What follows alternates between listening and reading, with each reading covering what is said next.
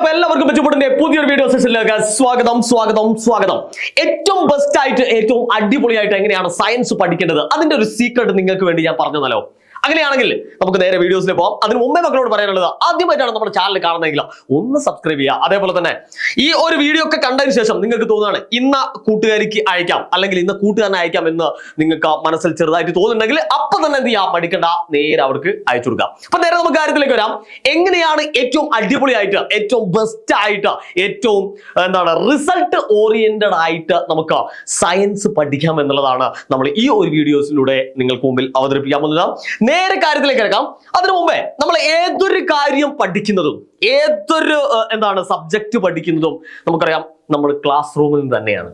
അപ്പൊ ഏറ്റവും ബെസ്റ്റ് ആയിട്ട് നിങ്ങൾ എന്ത് ചെയ്യാം, നിങ്ങൾ ഇപ്പൊ സയൻസ് പഠിക്കുന്ന സമയത്ത് കൃത്യമായിട്ട് നിങ്ങൾ ക്ലാസ്സിൽ ശ്രദ്ധിക്കുക എന്നുള്ളതാണ് ആദ്യമായിട്ട് മക്കളോട് പറയാനുള്ളത്. അത് ചിലപ്പോൾ എന്തായിരിക്കാം, യൂട്യൂബ് ക്ലാസ്സുകളായിരിക്കാം, ചിലപ്പോൾ സ്കൂൾ ക്ലാസ്സുകളായിരിക്കാം, ചിലപ്പോൾ ട്യൂഷൻ ക്ലാസ്സുകളായിരിക്കാം. ഏത് ക്ലാസ് ആയിക്കോട്ടെ, നിങ്ങൾക്ക് ബെസ്റ്റ് ആയിട്ട് അതിലേക്ക് ശ്രദ്ധിക്കുക എന്നുള്ളതാണ് ആദ്യമായിട്ട് പറയാനുള്ളത്. സോ ദ ഫസ്റ്റ് പ്രയോറിറ്റി എന്ന് പറയുന്നത് ക്ലാസ് തന്നെയാണ്. ആ ക്ലാസ് വ്യക്തമായിട്ട് കാണുക. എന്ത് ഡൗട്ട് ഉണ്ടെങ്കിലും നിങ്ങൾ ടീച്ചേഴ്സിനോട് ചോദിക്കാം. ഇനി യൂട്യൂബിലാണെങ്കിൽ നിങ്ങൾക്ക് കമന്റ് സെക്ഷനിൽ അതിന്റെ കമന്റുകളൊക്കെ രേഖപ്പെടുത്തി അതിനെപ്പറ്റി അന്വേഷിക്കാം. എന്തായാലും ശരി, ഫസ്റ്റ് പ്രയോറിറ്റി എന്ന് പറയുന്നത് ക്ലാസ് തന്നെയാണ്. ആ ക്ലാസ്സിലൂടെ നമ്മൾ നേടിയെടുത്ത ആ ഒരു സയൻസിനെ പറ്റിയുള്ള ഐഡിയ പിന്നീട് നമ്മൾ ഒന്നുകൂടി അതിനെ ഫിക്സ് ചെയ്യുന്നത് രണ്ടാമത്തെ സെഗ്മെന്റിലൂടെയാണ്. അതാണ് NCERT ടെക്സ്റ്റ് ബുക്ക് എന്ന് പറയുന്നത്. നമുക്കറിയാം NCERT ടെക്സ്റ്റ് ബുക്ക് എന്ന് പറയുന്നത് ഒരുപാട് അറിവിന്റെ ഒരു വിള നിലം തന്നെയാണ്. ഒരുപാട് ക്വസ്റ്റ്യൻസിലൂടെയും ഒരുപാട് ചോദ്യത്തിലൂടെയും ഒരുപാട് എക്സ്പെരിമെന്റിലൂടെയും നമ്മളെ എങ്ങനെ മുന്നോട്ട് നയിച്ചുകൊണ്ടേയിരിക്കുന്നതാണ്. ഒരുപാട് ചോദ്യങ്ങൾ അതിനകത്തുണ്ട്. അപ്പൊ NCERT ഒഴിച്ചാൽ അല്ലെങ്കിൽ ഒഴിച്ച് നമുക്ക് എന്ത് ചെയ്യാൻ കഴിയില്ല, ഒരിക്കലും നമുക്ക് സയൻസ് പഠിക്കാൻ സാധ്യമല്ല. അതിനകത്തുനിന്ന് ഒരുപാട് ഡയഗ്രാംസുകൾ പഠിക്കാനുണ്ടാവും, അതേപോലെ തന്നെ ക്വസ്റ്റ്യൻസുകൾ പഠിക്കാനുണ്ടാവും, കൺസെപ്റ്റുകൾ പഠിക്കാനുണ്ടാവും. അപ്പൊ ക്ലാസ്സിൽ നിന്നും നമ്മൾ ആർജിച്ചെടുത്ത ആ ഒരു അറിവിനെ ഒന്നുകൂടി ഫിക്സ് ചെയ്യുന്നത് നമ്മൾ ഏതിലൂടെയാണ്, NCERT ടെക്സ്റ്റ് ബുക്കിലൂടെയാണ്. അപ്പൊ രണ്ടാമത്തെ സെഗ്മെന്റ് പറഞ്ഞു വരുന്നത് NCERT ടെക്സ്റ്റ് ബുക്കാണ്.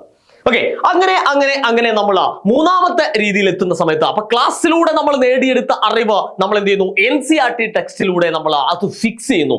എന്നിട്ട് അതിനുശേഷം നമുക്ക് മറന്നു പോകാതിരിക്കാൻ വേണ്ടിയിട്ട് കൃത്യമായിട്ട് അത് നോട്ടാക്കി മാറ്റുന്നു. എന്ന് പറഞ്ഞു കഴിഞ്ഞാൽ നമുക്ക് ഏതൊരു പരീക്ഷാ സമയത്തും വളരെ സിമ്പിൾ, ഹമ്പിൾ ആൻഡ് കുമ്പിൾ, വളരെ കൃത്യമായിട്ട് നമുക്ക് നോക്കാൻ കഴിയുന്ന ഒരു സിമ്പിൾ നോട്ടായിരിക്കണം. പല കുട്ടികളും കാണാറുണ്ട് ഒരു പാരഗ്രാഫ് മൊത്തം എഴുതി വെച്ച് നോട്ടൊക്കെ എഴുതാറുണ്ട്. അങ്ങനെയല്ല ഉദ്ദേശിക്കുന്നത്. വളരെ കൃത്യമായിട്ട് ചുരുക്കി അതിലെ കീവേഡ്സ് അല്ലെങ്കിൽ കൺസെപ്ച്വൽ ഐഡിയാസ് മാത്രം അതിൻ്റെ അകത്ത് എഴുതി നിങ്ങൾ കൃത്യമായിട്ട് സൂക്ഷിക്കുക.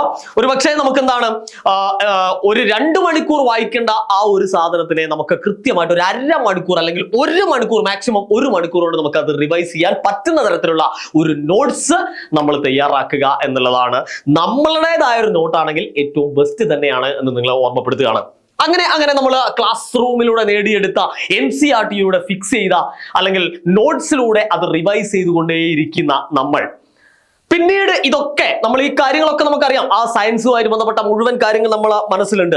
അത് എങ്ങനെയാണ് എക്സാമിന് വരുന്നത്, എക്സാമിന് വന്നാൽ നമ്മൾ എങ്ങനെ എഴുതണം, എത്ര മാർക്കിന് വരും, ഏത് ടോപ്പിക് വരുന്നുണ്ടെന്നുള്ള ഒരുപാട് ചോദ്യങ്ങൾക്ക് മുമ്പിൽ നമ്മൾ ഇങ്ങനെ പകച്ചു നിൽക്കാറുണ്ട് ചില സമയത്ത്. ആ പകച്ചു നിൽക്കലൊക്കെ നമ്മൾ ഒഴിവാക്കുന്നത് ഏതിലൂടെയാണ് മക്കളെ, PYQ അല്ലെങ്കിൽ സാമ്പിൾ ക്വസ്റ്റ്യൻ പേപ്പറിലൂടെയാണ്. പല കുട്ടികളും ഇത് ഒഴിവാക്കുന്ന ഒരു പ്രവണത കാണാറുണ്ട്. ഒരു കാരണവശാലും ഒഴിവാക്കരുത്. ഞാൻ നേരത്തെ പറഞ്ഞ പോലെ തന്നെ ഒരു ചാപ്റ്ററിന്റെ അകത്ത് ഏതൊക്കെ ടോപ്പിക്കുകൾ ക്വസ്റ്റ്യൻസിൽ വരാം, ഇനി വന്നാൽ തന്നെ എത്ര മാർക്കിന് വരും, ഇനി അത് വന്നു കഴിഞ്ഞാൽ നമ്മൾ എങ്ങനെയാണ് എഴുതേണ്ടത് എന്നുള്ള കാര്യങ്ങളൊക്കെ നമ്മൾ പ്രാക്ടീസ് ചെയ്യുന്നത് ഈ ഒരു പ്രീവിയസ് ഇയർ ക്വസ്റ്റ്യൻ അല്ലെങ്കിൽ സാമ്പിൾ ക്വസ്റ്റ്യൻ പേപ്പറിലൂടെയാണ്.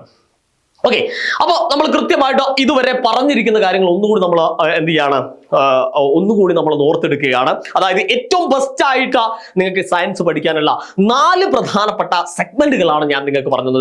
നമ്പർ 1 ക്ലാസ് തന്നെയാണ്, നമ്പർ 2 NCERT വന്നു, നമ്പർ 3 നോട്ട്സിലേക്ക് വന്നു, number 4 PYQ or sample or model question paper. ഈ 4 കാര്യങ്ങളും നിങ്ങളുടെ കയ്യിൽ സേഫ് ആണെങ്കിൽ, അല്ലെങ്കിൽ 4 പില്ലേഴ്സുകളും നിങ്ങളുടെ കയ്യിൽ സേഫ് ആണെങ്കിൽ നിങ്ങളുടെ കയ്യിലേക്ക് ഓടിച്ചാടി വരാൻ ആരും പഠിക്കില്ല, സയൻസ് പഠിക്കില്ല എന്നുള്ള കാര്യത്തിൽ ഒരു സംശയം വേണ്ട.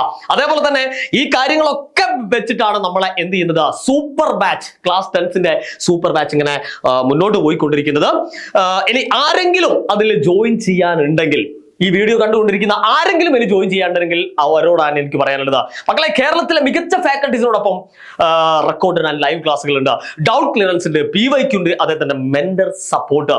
പിന്നെ അതേപോലെ തന്നെ പല കുട്ടികൾക്കും എന്താണ് മാത്സ് ബേസിക്, അതേപോലെ തന്നെ ഇംഗ്ലീഷ് ബേസിക്, ഹിന്ദി ബേസിക്, ഇതിനെപ്പറ്റി എന്താണ് വലിയ ധാരണയൊന്നും ഉണ്ടാവില്ല. അതിന്റെ ബേസിക് ഐഡിയയിൽ നിന്നുകൊണ്ട് നിങ്ങൾക്ക് എന്ത് ചെയ്യാം, ഈ കാര്യങ്ങളൊക്കെ പഠിച്ചെടുക്കാം. അതും തികച്ചും ഫ്രീ ആയിട്ട്.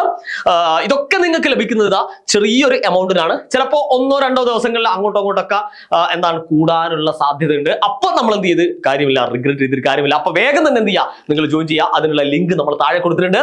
മാത്രമല്ല, നമ്മൾ ഈ ക്ലാസിന്റെ നോട്ട്സ് ഒക്കെ ഇവിടെ കിട്ടും സാറേ എന്നൊക്കെ ചോദിക്കാറുണ്ട്.